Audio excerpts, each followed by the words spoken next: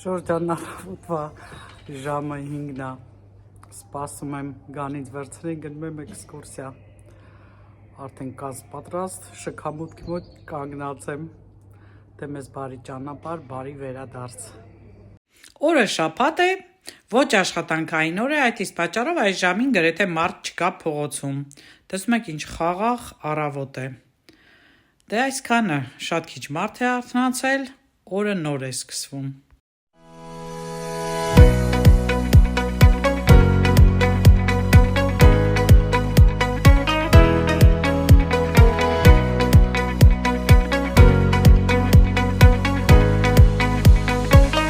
Երկար ճանապարհ անցնելուց հետո վերջապես հասնում ենք Նորմանդիայի մարզ։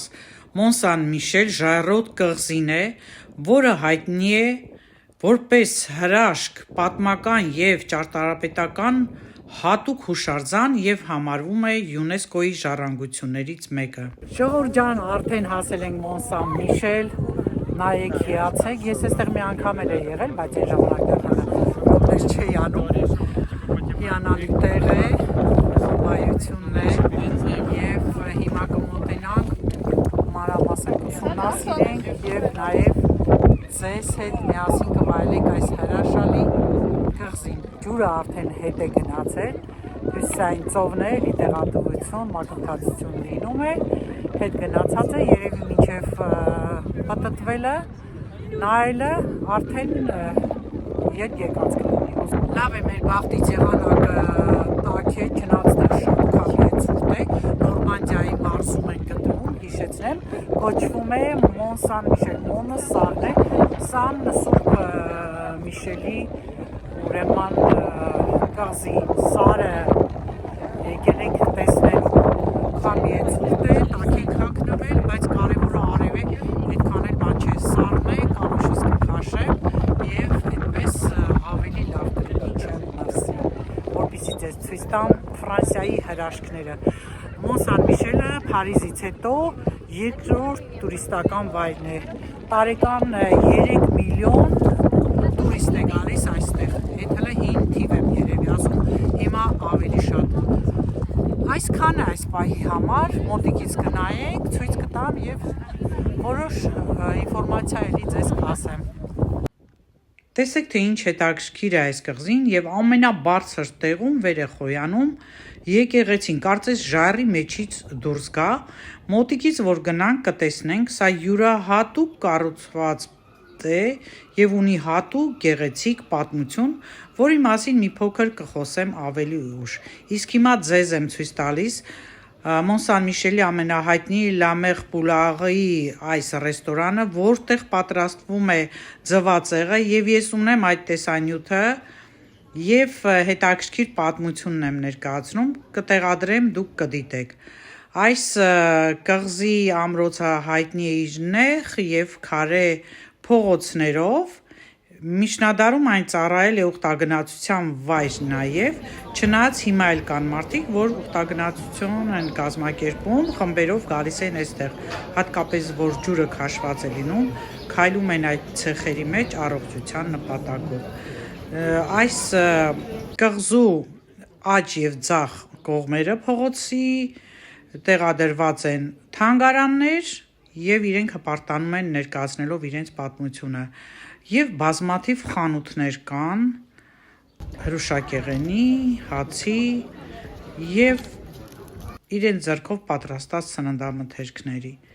ռեստորաններ, սրճարաններ։ Հիմա մենք դադար ենք տվել այստեղ, կճաշենք և կշարունակենք բարձրանալը, որը ի դեպ շատ դժվար է։ Տոմսը արժե 1 ժամվա համար 6 եվրո, կարող եք նախօրոք ինտերնետով գնել, որպեսզի հերթ չկանգնեք, միանգամից անցնեք, եթե ոչ տեղում վաճառում են տոմսերը, 2 ժամը 10 եվրո է զբոսնելու համար։ Վայ, բարձրացել ենք, հասել ենք արդեն վերջնակետին, մնում է այսքան աստիճաններն է հաղթահարենք, տոմս առնենք և վերևի հատվածը նայենք։ Վանքի ճարտարապետությունը 2 ոճ է, գոթական և ռոմանական, ինչն էլ այն դարձնում է յուրահատուկ։ Օրական գրեթե 10,000 տուրիստ է այցելում։ Ահա տեսեք վերևից ինչ պատկեր է, կամուրջն է, որը միացնում է ցամաքը կղզու հետ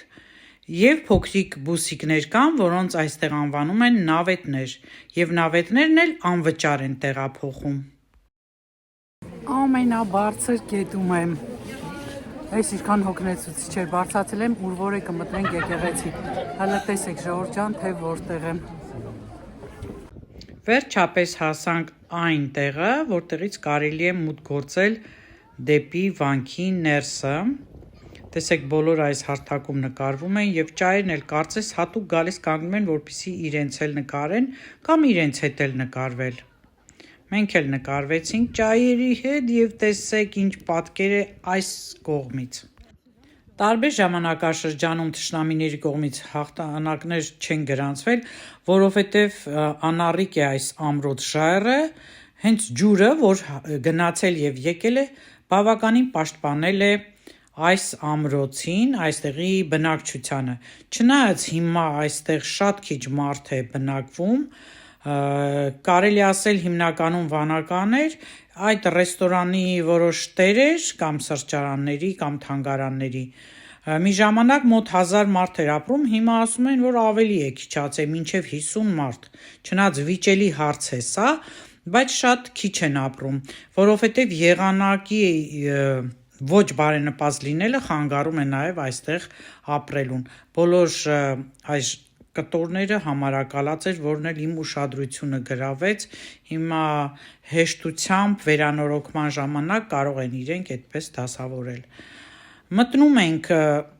այս հատվածը, ժողովուրդ ջան, եւ այստեղ աչք զարնեց հենց եկեղեցու ժայռի մակետը, իհարկե ոչ բոլոր տեղերն են անցնելու, այս մեծ սրահում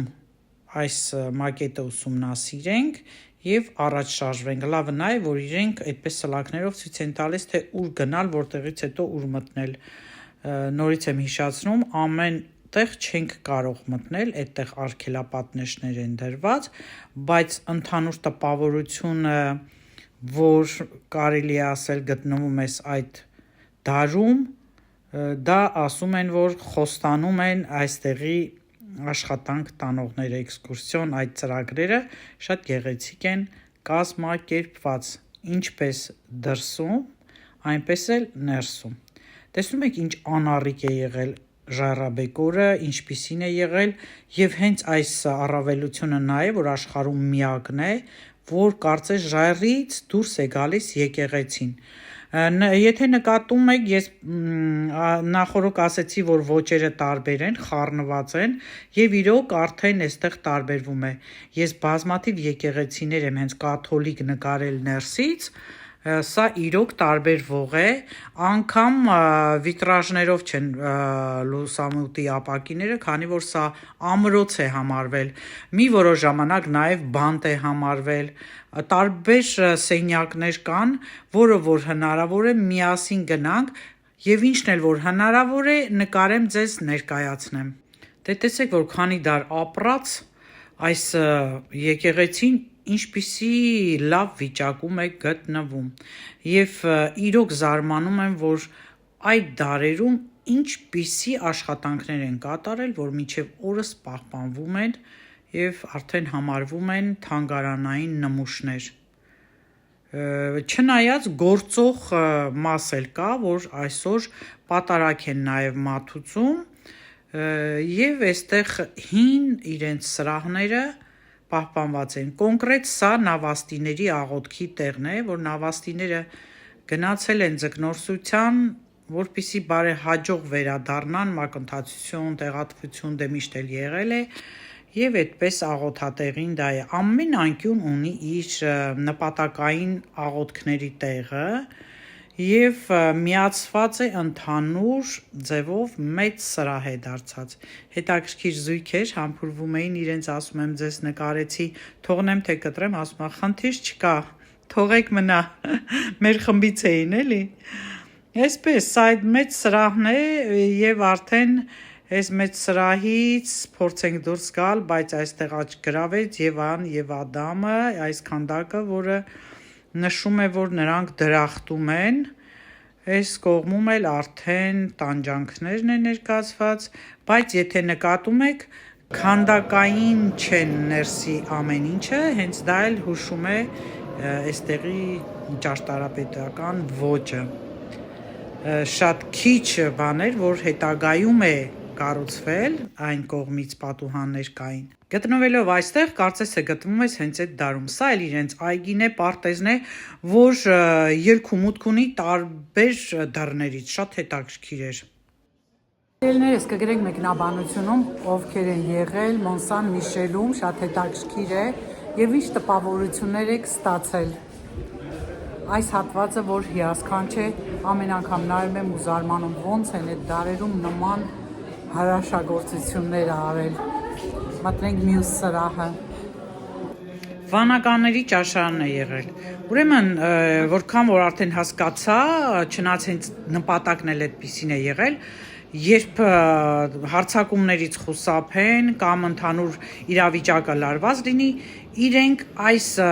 ամրոցում կարող էին ապրել, գոյատևել, պահեստներում անբարել են սնունդը եւ այդ մեծ սրահն էլ ճաշարաններ իրենց ուտելու։ Նեղ այս աստիճաներով տարբեր սենյակներ ես գնում, տարբեր սրահներ, որոնք նաև փակ են հենց այս պահին, ցավոք չենք կարող այցելել։ Նմանատիպ քանդակներ շատ քիչ էին, դրա համար հենց տեսնում եմ, անմիջապես նկարում եմ, այդ մուտքը փակ է, այսպես պիտի իջնենք։ Դժվարությամբ ենք իջնում, քանի որ շատ բարձր են աստիճանների միջև եղած տարածքները։ Ահա, մեկ այլ սրահում ենք հիմա մենք, եւ այս աղոտ լույսերը ավելի խորհրդանշական են դարձնում այս սրահը։ Սրահը ուրեմն հյուրասրահն է, որ էլի մեծ է, բնականաբար հյուրեր են ունեցել էլի ժամանակի ընթացքում եւ իրենց այդ ժողովներ, պատերազմի պատրաստվող գործողություններ են քննարկել այստեղ։ Կարճ ասած, ամեն մի տեղը հետաքրքիր է, սա էլ մատուրի սրահն էր։ Այս էլ իրանց այգին է, չի կարելի մտնել, բայց շատ սիրուն մշակված այգի է։ Հələ դեռ պտտվում ենք եկեղեցու շուրջը։ Այստեղից դուրս եկանք, շարունակենք գնալ։ Եկանք մեկ այլ սրահ, որտեղ որ նաև կարող ես անկյուններում էլի աղոթել, բայց այստեղ աչքի ընկնում Մարիամ Աստվածածնի քանդակը, որը հենց այստեղի անունով էլ կոչվում է Մարիամ Աստվածածինը, այս սարի, այս տեղանքի Մարիամ Աստվածածինն է, տեսեք ինչ տարբերվող քանդակ է, որ վաղուց է եւ էլի առանձնանում է իր տարբերվող ոճով։ Հենց այստեղի Նոթրը Դամն է, Նոթրը Դամը Մարիամ Աստվածածինն է։ Ահա, սիրելի հետևորդներ, կարծում եմ բոլորի դուր կգա այս հրաշալի տեսանյութը։ Դեռ այս հատվածում ենք, տեսեք ինչքան վերև է դեպի լույսը տանող ճանապարհը։ Հատուկ սարքած է, լույսը քիչ է ընկնում, լուսավորությունը քիչ է եղել, հետո անցքեր կան որտեղից, որ իրենք նայել են թշնամուն, կռվի ժամանակ այդտեղից են ուղարկել իրենց ռումբները, իսկ սա էլ իրենց ջրաղացն է եղել ներսում կառուցված, պատկերացնում եք, դրա համար եմ ասում, իրենք կարող էին փակվել եւ ամրոցում մի քանի ամիսներ, երևի մինչեւ 1 տարի, ես չգիտեմ, նրանց ապրոստի պաշարներն ինչքան են եղել, բայց յուրահատուկ տարբերվող շինությունը հենց այդ մասին էլ հուշում է։ Այնտեղ չէր թույլատրվում, տեսեք դռների ամրությունը, ոչ փայտից է, ոչ երկաթից, խառը, ամուր։ Այս անցքերը լուսավորել են կրակներով, իսկ այս մյուս կողմից էլ նայել են դեպի դուրս։ Այստեղ նույնպես էլի ամենտեղ ամրոցային մոդելն է հուշում, չնայած որոշ փոփոխություններ դե բնական է, արվել են, փակվել են, բայց նայելով հասկանում ես, որ ինչքան հզոր են պաշտպանվել թշնամիներից։ Ահա, այսպես ներքևի հատվածը չենք կարող էլի գնալ, մյուս կողմն են գնալու, տեսեք այն նեղլիկ դռներով պիտի դուրս գանք։ Մենք այստեղից ենք դուրս գալիս եւ վերջնական մեր օրերում տեսնում ենք ներկա պահին ինչպիսին է Մոն Սան Միշել կղզու տեսքը, կղզի ամրոց է։ Հենց այս պահին ունի այդ տեսքը։ դե արդեն վերջնական փորձում ենք դուրս գալ այս ճանապարհով, էլի հին այս կլոր աստիճաներով իջնելուց հետո վերջնական սրահը դա հուշանվերների սրահն է, որտեղից մարդիկ դատարկաձառն դուրս չեն գալիս, սա էլ արդեն այստեղի աբայության բիզնեսն է, տեսեք ինչքան թանկ են այս փոքրիկ զարդերը եւ նաեւ սննդամթերք են վաճառում, կարծում եմ իրենց պատրաստածն է, զարդերն են, հիմա թեքվեմ եւ կարծեմ մեղրի հատվածն է, այո, մեղրի տեսակներ կան, այս մի փոքրիկ բան կան, 10 եվրո արժե եւ տարբեր ծաղիկների մեղրի տեսակներ կան, ահա, տեսնում եք ինչքան գրավիչ է, դե սիրելի հետևորդներ, հիմա ես եկա այս հրեշտակների մոտ, այս փոքրիկ հրեշտակով ձեզ ուզում եմ բարեմաղթանքներս ուղղել, ապրեք խաղաղ, հանգիստ, թող միշտ բարի հրեշտակը լինի ձեր ուսին։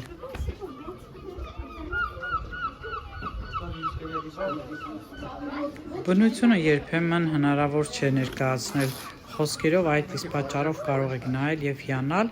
դեռ այս վերևի հատվածում ենք, տարածքում ենք, նորից մյուս կողմից է երևում ծովը, սա էլի այգի է։ Իջանք հասանք այգու մոտ, մի լավ ուսումնասիրեցինք թե այգին, թե շրջակա տեսարանները եւ մեկ անգամ եւս ասում եմ, որ հիասքանչ է։ Bien sûr. Attends, Adam, elle filme. Maman, elle Attends, je lui fais peur aussi. Տեսեք գնդացիրը։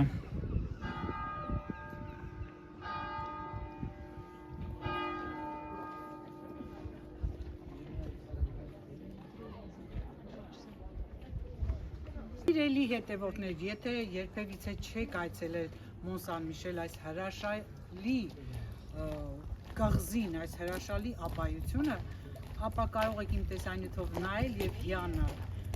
Միգուցե կլինեն մարդիկ, ովքեր նույնիսկ ապրում են Ֆրանսիայում, բայց շատ հեռու է Մոն Սան Միշելը եւ չեն կարողանում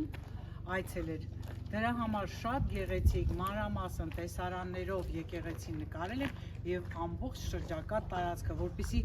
ավելի պարզ եւ ավելի հասկանալի լինի, թե սա ինչ է, ինչ հրաշք է տեղի ունեցել կառուցված աբաների ձեռքով։ Պաշտպանիչ կղզի է եղել, պաշտպանիչ ամրոց է սա եղել, հատկապես երբ ջուրը արդեն եկել լցվել է, որևէ թշնամի չի կարողացել հաղթել այստեղի բնակչությանը։ Սա շատ քիչ բնակչությամբ տեղանք է եւ հիմնական մասան գալիս են դրսից այստեղ աշխատելու։ Կան շատ ռեստորաններ, հուշանվերների խանութներ եւ շատ հետաքրքիր թանգարաններ, բացի եկեղեցուց։ Այնպես որ եթե հնարավորություն ունեք, կարող եք այցելել եւ հիանալ։ Առայժմ շատ սիրուն էին իրենք գծել այդ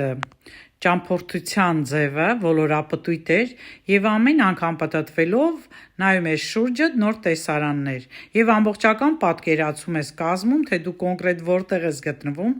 դեռևս դուրս չենք եկել, որ արդեն ելքի դրանն ենք մոտենում, վերևից ցույց եմ տալիս, թե ինչքան հիասքանչ է։ Ահա ժողովուրդ ջան, տեսեք, թե որտեղ ենք գտնվում։ Շատ բարձր տեղում ենք դեռևս, պատտվում ենք եւ դեպի ելքի դուռն ենք գնում։ Հիմա ցույց տամ, այստեղից թե մենք որտեղ ճաշեցինք, ցախ կողմի այդ կանաչ ծառերը, որ տեսակ այդտեղ էին ճաշում, իսկ այս աստիճաններն տանում էին դեպի վերև ամրոց եկեղեցին։ Վերևի հետ սիրուն պահի, թող ժողովուրդը տեսներ, ինչքան հրաշալի տեղում եմ ես գտնվում։ Հրաշք տեղ է։ Ահա։ Ահա, ժողովուրդ ջան, տեսնում եք։ Իսկ այս կողմով իջնելիս էլ արդեն տեսանք բնակիչների տները, որը շատ քիչ էր եւ ունեին նման մոդելներ։ Եղանակային պայմանները թույլ չեն տալիս, որ այստեղ շատ մարդիկ ապրեն։ Դե բնականաբար մենք էլ հանգստացանք,